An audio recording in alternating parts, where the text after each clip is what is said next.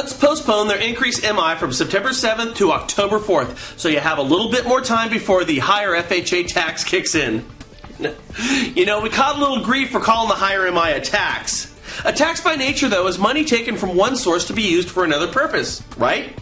Now, detractors of our notion of a tax would lead you to believe that HUD needs the money to keep their doors open. I mean, foreclosure filings have left them bloodied like the GSEs. Right? Well, if that's the case, then why did HUD just earmark $1 billion? $1 billion. That's $1 million 1,000 times for zero-interest loans for unemployed people to make their house payments. Yeah, that's right. If you lost your job, you may just be eligible for a 0% interest $50,000 loan intended to make your payment for up to 2 years. Now, you have to have perfect payment history, which frankly, if you're unemployed, is highly unlikely.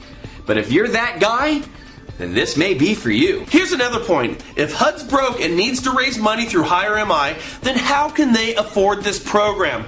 Guys, it's $1 billion. $1 billion. You can very easily and reasonably say that HUD's taxing employed intended homeowners and redistributing that money to unemployed active homeowners. Here's another question we have for HUD. Who's unemployed? Well, your independent contractor, real estate agent, lender, and appraiser that aren't closing very many deals right now but still have their license active somewhere and are fighting every day to make a living, they're not deemed unemployed, but they could sure use some help making their house payment, right?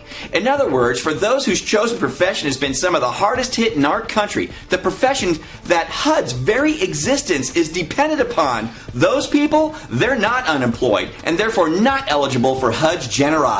You know, we're all taught to revere the entrepreneurial spirit that makes our country so great. You know, the importance of small business. But isn't this program a case of leaving all your small businesses out in the cold? Well, what about the landscaper, or your average general contractor, or the local corner pizza shop, the place that employs, 5, 10 people? Well, when he goes out of business because of the economy, his employees may get HUD's $50,000, but unless he's incorporated and paying himself a salary as an employee that includes unemployment benefits, he's screwed. Well, in most cases, he's not incorporated, and he's not getting benefits, and he's not getting HUD's 50 grand. Yet he's precisely the person we need doing his thing. The self-employed realtor and pizza shop owner are vital to our recovery and in desperate need of help. Yet they're strangely uninvited to these type of programs. Look, we understand that we're all collectively in a difficult place in time. And we're all looking to agencies like HUD to make decisions that will steer us through our problems. And the truth be told, HUD does so much right.